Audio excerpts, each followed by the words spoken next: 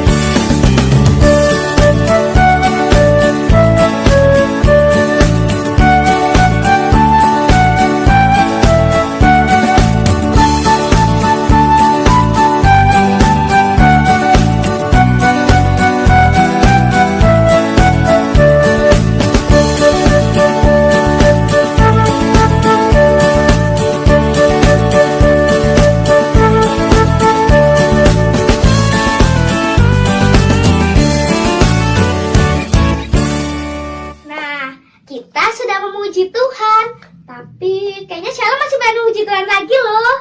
Judulnya apa sih itu namanya? Tapi pokoknya kalau di rumah Shalom setiap pagi itu ada burung punya cici-cuit.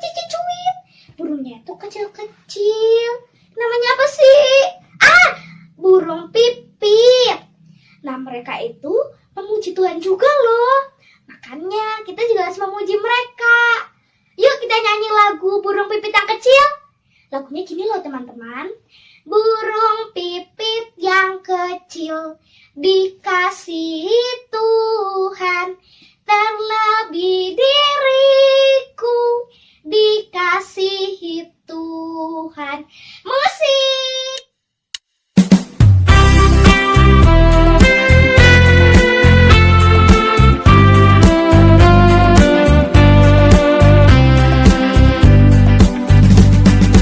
Burung pipit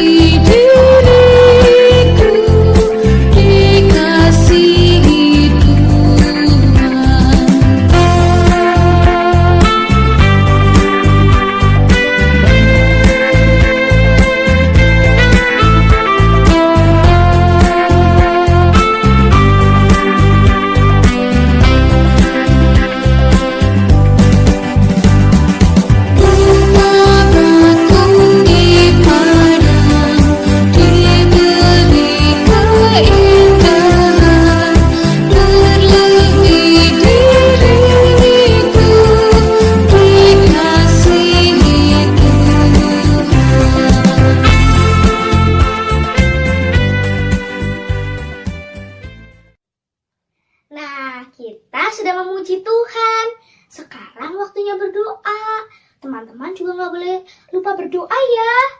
Yuk sekarang kita berdoa, lipat tangan, tutup mata, tundukkan kepala. Mari kita berdoa. Terima kasih Tuhan sudah memberikan nafas dan kesehatan hingga hari ini Tuhan. Tuhan, sebentar lagi kami akan mendengarkan firman-Mu.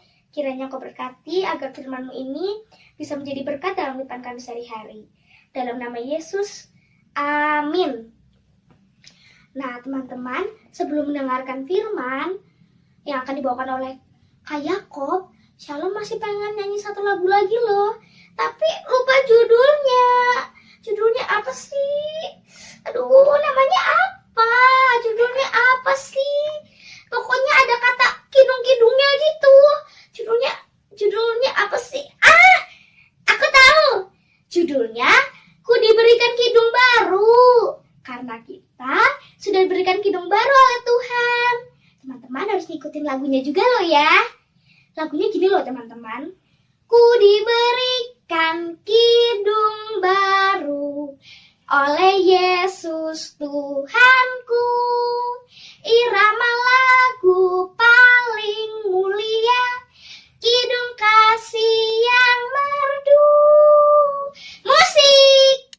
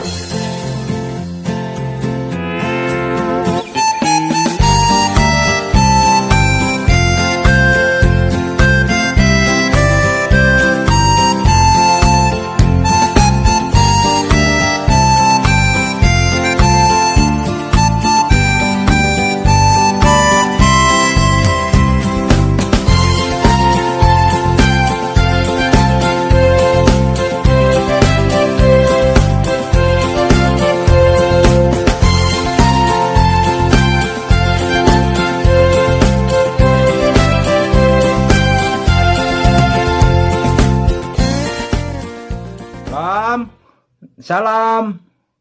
Lam. Kamu lihat HP papa nggak ya, Lam? Lam. Udah dulu ya teman-teman. Ada papa. Gawat banget ini. Udah ya teman-teman dah. Lam. Shalom.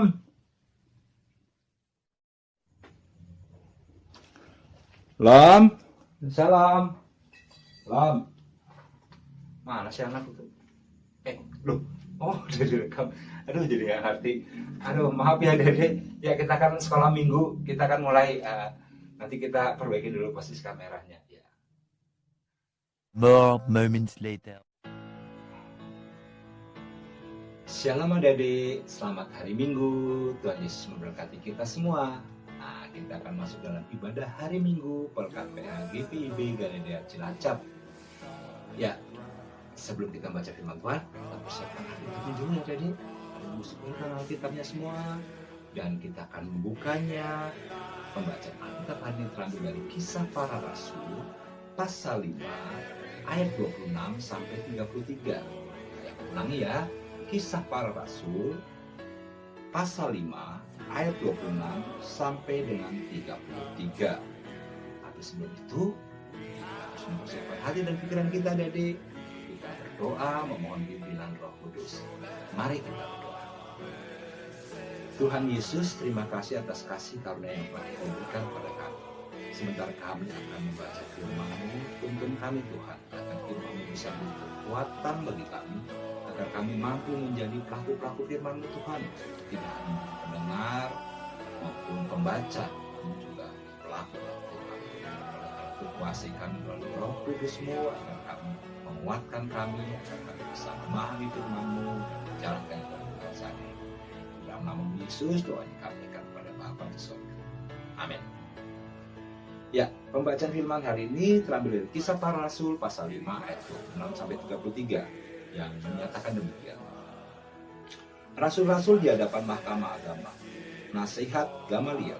Maka pergilah kepala pengawal serta orang-orangnya ke bait Allah, lalu mengambil kedua rasul itu, tetapi tidak dengan kekerasan, karena mereka takut kalau orang banyak melempari mereka.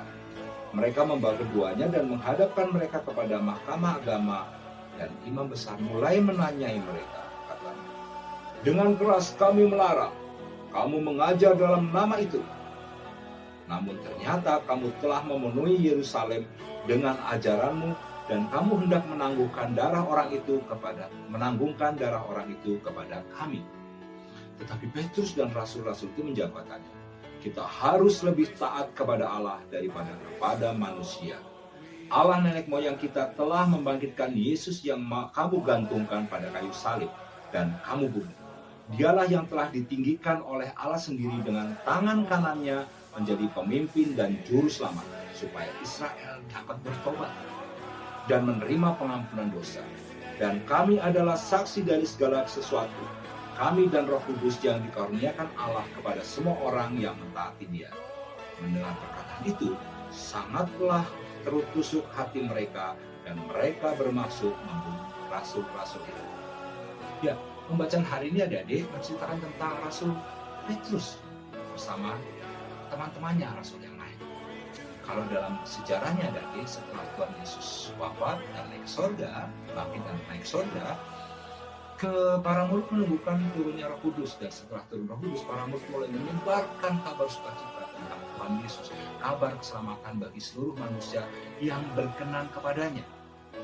Dan terbagilah mereka dalam kelompok-kelompok. Ada yang tetap di Yerusalem, ada yang keluar ke Asia lainnya, ada yang ke Eropa seperti Paulus. Tapi Petrus dan beberapa rasul tetap bertahan di Yerusalem. Mereka ingin mengabarkan kebenaran, karena pada masa itu para tokoh agama Yahudi coba menghalangi berita tentang Tuhan Yesus. Mereka menutup-nutupi. Bahkan di ayat tadi ada disebutkan begini, pada ayat 28. Dengan keras kami melarang kamu mengajar dalam nama itu. Nah, para imam tidak mau nyebut nama Tuhan Yesus. Mereka menyebutnya nama itu, orang itu. Kenapa? Karena mereka tidak berani mengakui bahwa nama yang diajarkan adalah nama Yesus. Nama yang membawa keselamatan. Nama yang menggenapi. Karena apa, Adik? Karena Tuhan Yesus mati dan Ia bangkit dan Ia naik surga. Itu membuktikan bahwa Allah berkuasa atasnya dan Allah berkenan dalam diri Yesus. Kenapa? Karena Allah adalah Yesus juga. Ya, Dede ya. Dan untuk mentaatinya, para rasul yang sudah menerima keselamatan bukan terus senang-senang, Dede. Bukannya kalau kita sudah menerima sesuatu dari Tuhan, terus kita hanya bersenang-senang. Ada sering nggak ada berkat dari, misalnya nih ada om apa tante datang ke rumah yang dari jauh, terus toto ada dikasih uang 100.000, 200.000. Ada dia ingat nggak untuk berbagi sama orang? Misalnya mengambil 1/10 seperti yang diwajibkan Tuhan untuk rumah Tuhan, atau membantu sesama di sekitar, memberikan berkatnya kepada orang lain. Karena bukankah perpuluhan pelajaran itu berbagi adalah jalan. Kita sering lupa deh, ya. Tapi dalam hal ini para rasul tidak lupa.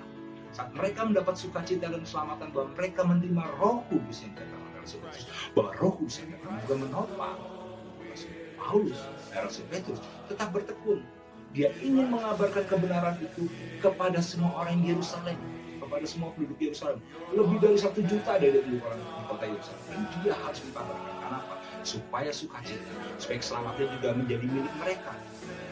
Karena menaati Allah. Dalam pemahaman Rasul Petrus dan teman-teman, bukan hanya menaati ikut ajarannya saja, namun menaati Allah juga memberikan kabar sukacita kepada orang lain tentang Tuhan Yesus, supaya orang menerima Yesus sebagai juru selamatnya dan beroleh keselamatan. Dan itulah yang dilakukan Rasul Petrus. Walaupun mereka menghadapi tantangan. Tantangannya apa, Adik? Karena para imam, mahkamah agama Yahudi, mereka tahu bahwa ajaran Tuhan Yesus menyerang mereka, dan mereka merasa terancam, dan mereka berusaha untuk membunuh semua pengikut-pengikut Yesus. Karena itu mereka mencari-cari kesalahan. Namun mereka tidak bisa menemukan kesalahan, karena mereka mengakui bahwa dengan naik bangkitnya Tuhan Yesus dari kematian yang baru saja kita rayakan dalam Paskah, itu sudah pukulan telak imam harus itu pukulan ini. Apalagi dia naik ke surga pada masa itu. Dan itu membuktikan bahwa Allah ada dalam dirinya, bahwa Allah berkuasa sebetulnya, dan Allah dan dia adalah Allah juga. Dan itulah adik-adik yang membuat ahli makam dari kesalahan. Adik-adik pun begitu. Dan kehidupan sehari-hari pasti adik-adik menemukan di mana adik-adik sebagai orang Kristen yang orang minoritas. Pasti adik-adik akan mencari kesalahannya karena mengaku Yesus sebagai Tuhan. Adik pernah adik pakai waktu disakiti dan mengampuni mereka, mendoakan mereka, sehingga pada waktu mereka heran dan tidak marah, kita mengatakan bahwa Tuhan Allah itu dan Tuhan Allah ini menyenangkan. Kayak aku punya cerita.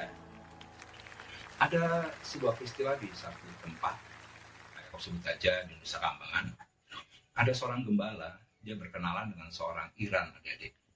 Orang Iran itu beragama bukan Kristen ya, adik ya, saudara kita yang lain. Dan orang Iran itu dia dipenjara. Dan pada waktu dia dipenjara, dia terancam hukuman mati, adik. Tapi pada waktu dia dipenjara, dalam kegelisahan dan ketakutan dia karena tidak ada pertolongan satu, dia seringkali mendengar orang di kamar sebelahnya bernyanyi tentang Tuhan. Bahkan ada beberapa gembala lain yang juga datang ke sel itu untuk mengabarkan berita sukacita tentang Tuhan Yesus. Dan mau nggak mau karena bersebelahan tembok, dia juga mendengar. Ada orang Iran ini berkata dalam hatinya, Tuhan Yesus, apabila engkau benar, maka engkau bisa luputkan aku dari hukuman mati. Dan kalau engkau bisa luputkan aku dari hukuman mati, maka aku akan taat. Dan yang terjadi, adik, keputusannya akhirnya memutuskan dia di penjara hanya 18 tahun, bukan hukuman mati. Tapi ceritanya belum selesai di situ, adik. Setelah dia memperoleh keselamatan dari Tuhan Yesus, dia sangat ingin menerima Tuhan Yesus. Dia belajar Tuhan Yesus. Dia betul-betul belajar dari Alkitab. Perjanjian baru, perjanjian lama, perjanjian sampai perjanjian baru kita Wahyu. Diulang sampai dia betul-betul merasa puas dan mulai memahami Tuhan Yesus. Namun tantangannya belum berhenti, adik-adik. Bukan saja dia tidak bisa menerima baptisan karena dia berpindah agama, menerima Yesus sebagai Tuhan, tapi juga dia menerima tantangan, adik-adik, karena dia harus taat kepada Allah. Dan dia tahu kalau taat kepada Allah, maka dia harus memberikan kabar sukacita. Dan kabar sukacita yang dia sampaikan membuat orang-orang di sekitarnya menjadi marah. Kenapa, adik? Karena dia memberikan pengajaran atau memberikan kabar sukacita bahwa keselamatan hanya bisa didapat oleh Tuhan Yesus. Dan itu diberitakan kepada 15 saudara Irannya yang lain yang belum mengenal Yesus. Dan dia berjanji bahwa kalau mereka sudah ikut semua, maka dia siap. Dan betul, setelah bertahun-tahun, mungkin sekitar 3-4 tahun, baru dia berkenan dibaptis. Bagi dia, baptisan itu adalah kabar sukacita. Akhirnya dia menerima Tuhan Yesus tidak hanya dalam hatinya, namun dia sudah melaksanakan dalam kehidupannya. Ia mentaati untuk memberitakan kabar sukacita. Dan ke-15 saudara lainnya, hari ini, semuanya menerima Tuhan Yesus. Bukan hal mudah, adik. Tantangannya banyak. Dia dipuji, bahkan kadang-kadang diserang. Kelompoknya dipuji, buat tidak berpindah ke tempat karena disukai, karena menerima mereka mengkabarkan sukacita terus. Dan itu yang dilakukan Rasul Petrus, bahwa saat kita menerima Tuhan, maka jangan pernah takut, karena ketaatan kepada Allah, kepada Tuhan Allah Bapa surga, harus dengan cara memberitakan kabar sukacita tentang Tuhan Yesus. Dan sudahkah adik-adik menjadi kabar sukacita tentang Tuhan Yesus? Sudahkah adik-adik menjadi juru damai di sekitar adik-adik terhadap orang-orang yang belum mengenal Tuhan Yesus? Atau kalau misalnya adik-adik, sudahkah adik peduli dengan teman-teman adik-adik yang sedang sakit? Tidak harus yang mengenal Yesus. Atau membantu orang tetangga adik-adik yang sedang lagi susah, misalnya belajar, kebetulan dia tidak punya buku cetak, dan adik-adik kebetulan punya, dan adik mau berbagi dengan teman adik-adik walaupun mereka tidak mengenal Tuhan. Membantu, berbagi adalah bagian dari ketaatan kita kepada Allah. Saat kita mengajarkan kasih kepada orang-orang di sekitar kita, maka kita sudah menyampaikan kabar sukacita tentang Tuhan Yesus. Karena kita tidak usah belajar ayat banyak-banyak, tidak usah dihafalin di kepala, asal kita paham yang Tuhan Yesus mau dan apa yang Tuhan Yesus lakukan. Dan adik-adik melakukannya juga, maka kita sudah taat kepada Allah. Karena itu seringkali dalam doa kayak aku maupun kakak-kakak yang lain mengatakan, jadikanlah kami tidak hanya pendengar atau pembaca, tapi juga pelaku. Karena dia kasihilah sesamamu manusia seperti dirimu sendiri. Sesama manusia itu bukan selalu anak Tuhan seperti kita Kristen, ada deh. Semua itu anak manusia yang berbagi dua, yang berbicara, berpikir seperti kita. Walaupun mungkin kulitnya beda, rambutnya beda, matanya beda, masih manusia. Maka Tuhan ajarkan kita untuk mengasihi, termasuk musuh kita. Caranya banyak. Mungkin kalau ada tidak bisa mendekati orang yang membicara, jadi ada yang bisa belajar supaya kehidupannya baik, supaya sadar, supaya bisa berubah. Karena itu hari ini mengajarkan kita harus taat kepada Allah dengan cara mengkabarkan sukacita. Paham ya adik? Kiranya adik bisa menjadi berkat juga dalam kehidupan adik, baik di rumah bersama papa mama, bersama kakak adik, bersama oma-oma, maupun di sekitar bersama teman-teman, bersama tetangga, bersama teman sekolah, bersama siapapun, bahkan seorang asing sekali. Selamat mencontoh apa yang Petrus lakukan. Selamat mencontoh orang Iran yang kaya juga. Selamat menjadi contoh bagi orang-orang di sekitar adanya. Tuhan Yesus memberkati. Mari berdoa. Tuhan Yesus yang baik, terima kasih atas segala karya yang Kau lakukan. Engkau mati di kayu salib untuk menebus dosa kami. Engkau mati di kayu salib untuk membuat kami layak memanggil Bapa di surga dengan panggilan Bapa, agar kami kelak hidup kekal baik di bumi maupun di surga. Oleh karena itu Tuhan Yesus mampukan kami juga untuk taat kepadamu dengan cara mengkabarkan kabar sukacita tentang Engkau, baik melalui mulut kami maupun perbuatan kami yang utama, agar namamu saja yang dimuliakan. Terutama di saat-saat situasi seperti saat ini, di mana pandemi COVID membuat semua orang jadi susah. Susah dalam kesehatan, susah dalam pergaulan, susah dalam keuangan. Tuhan membuat kami jadi berkat bagi kami, membantu kami, terutama anak-anak sekolah dunia kecil yang Tuhan. Kami percaya meskipun mereka kecil, mereka besar. Dan kami juga beruntuk para petugas yang bekerja dari pusat sampai daerah, dari presiden, jajaran menteri sampai pak polisi, tenaga medis dan siapapun yang bertanggung jawab atas pencegahan virus COVID dan jaga kesehatan. Dan juga berkat seluruh kami yang terkena bencana alam dimanapun mereka berada, termasuk di NTT, di mana mereka terkena banjir. Tuhan hidup, Tuhan kuatkan, Tuhan mampu. Tuhan bantu tenaga-tenaga yang bekerja untuk membantu mereka, mampukan mereka bisa bekerja dan mereka cepat pulih kembali. Berkati juga keluarga kami Tuhan, agar kami tetap kuat dalam iman dan percaya kami. Meskipun situasi apapun, kami ingin berpegang padamu dan menjadi saksi-saksi. Di dalam namamu Yesus, doa yang jauh daripada sempurna ini kami naikkan kepada Bapa di sorga, dan melalui doa yang telah Kau ajarkan kami naikkan doa ini. Bapa kami yang ada di sorga, dikuduskanlah namamu, datanglah kerajaan. Jadilah kehendak-Mu di bumi seperti di sorga. Berilah kami pada hari ini makanan kami yang secukupnya, dan ampuni kami akan kesalahan kami seperti kami juga mengampuni orang yang bersalah kepada kami. Dan janganlah membawa dalam pencobaan, tetapi lepaskanlah kami daripada yang jahat. Karena Engkau yang punya kerajaan dan kuasa dan kemuliaan sampai selama-lamanya. Amin. Ya, adik-adik, kita sedang membaca firman Tuhan, belajar memahami, dan semoga kita tetap bisa menjadi pelaku-pelaku dengan Tuhan, taat kepada Allah, memberitakan Injil melalui mulut kita.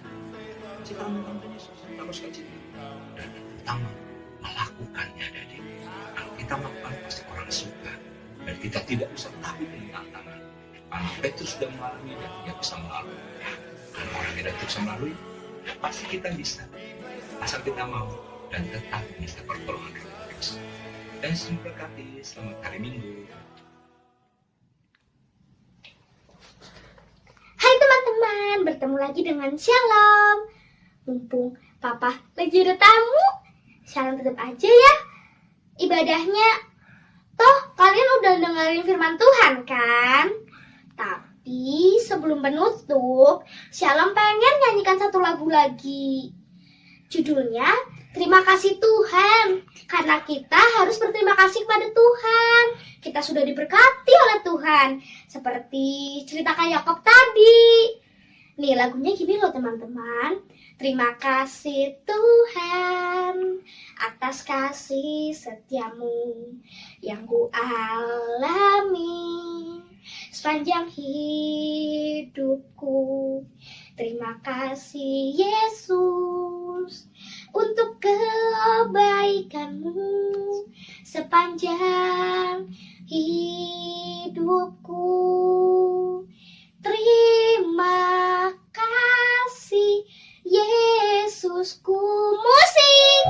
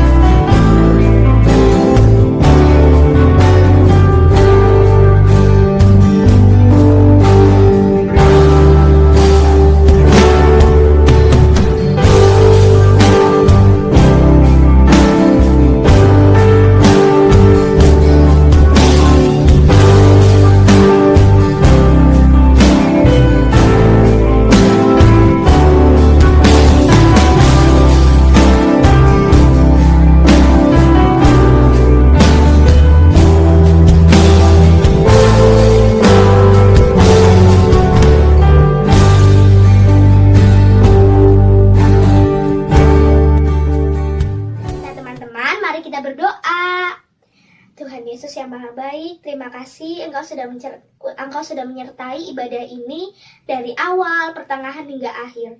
Terima kasih juga Tuhan, Engkau sudah memberikan kesehatan dan memberikan kami nafas hingga hari ini Tuhan. Tuhan, setelah lagi kami akan selesai beribadah, kiranya Engkau berkati agar kegiatan kami selanjutnya dapat berjalan dengan lancar. Amin.